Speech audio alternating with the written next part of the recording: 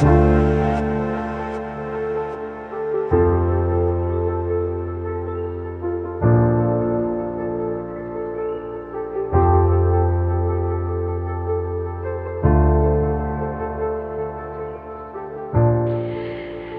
Serrano and I became friends in 2001 when I went to Manila to promote my first album, A Token of Love.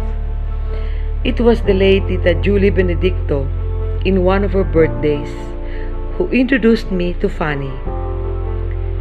We may not have seen each other often, but each time I had a big concert or TV guestings, he made sure that I looked my best by doing my hair and makeup. And whenever time permitted, nag-uusap kami over the phone or paminsan-minsan, pupunta ako sa kanyang salon sa Quezon City.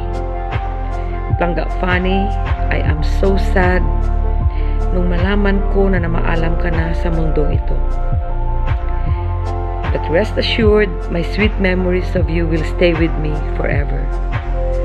I love you, kaibigan, at maraming salamat sa kabutihan at pagmamahal mo sa akin.